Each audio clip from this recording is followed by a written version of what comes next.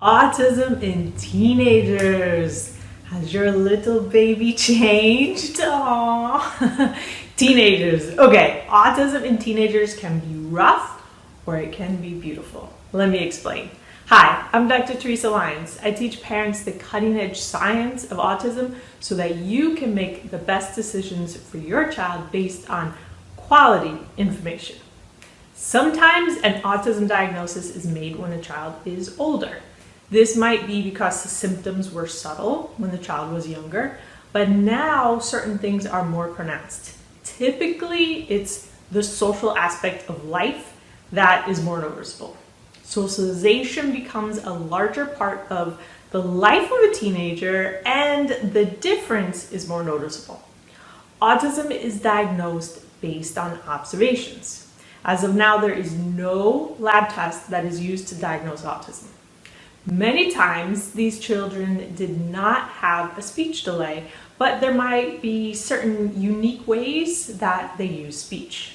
The important thing to do is to work with a specialist. If you suspect autism in your teenager, or if you are a teenager yourself and wonder about autism, get an appointment with an autism specialist. It's important to get the right diagnosis. If you suspect autism, work with an autism specialist on evaluating and assessing for autism.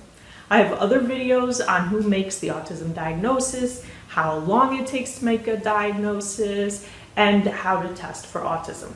But let's go on about autism in teenagers. Many times, hobbies and fun times, hangouts and all that stuff, is what parents worry the most about with autism in teenagers. They might seem isolated and unmotivated to do anything. This is related to intrinsic motivation. Hobbies, friends, hanging out, they're all important ways to de-stress. And when someone doesn't know how to do this, then stress just builds up. And stress buildup is important to manage because researchers have now defined autistic burnout.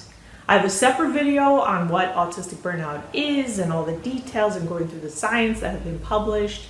And it would be important for you to watch because I walk you through all of that science on this new definition. Your doctor, your general doctor, probably does not know about this. And another concern about autism in teenagers is what they will do to support themselves and be independent. The unemployment rate for those with autism is really high. It's about 85%. Yes, 85% of those with autism and a college degree are unemployed. Not having a job just contributes to a lot of downward spiral, right? So not having a job increases social isolation, as well as not having money to go out and do things with others. So you can see how this can become a downward spiral. Typically, interviewing is the most difficult and stressful aspect to successfully finding a job. And those with autism have additional challenges in these areas.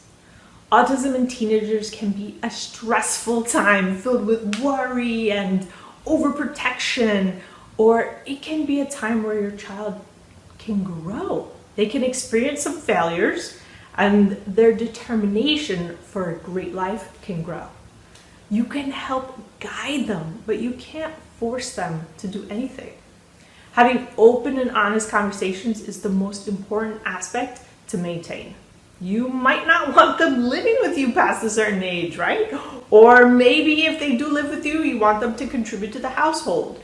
These are all things to discuss openly. They need to know what their responsibilities are. That's where motivation comes from.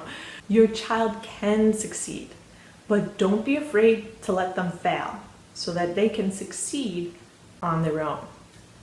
If you found this video to be helpful, please hit the like button and also subscribe to my channel to get the cutting-edge scientific information about autism so that you can make the best decision for your child based on quality information.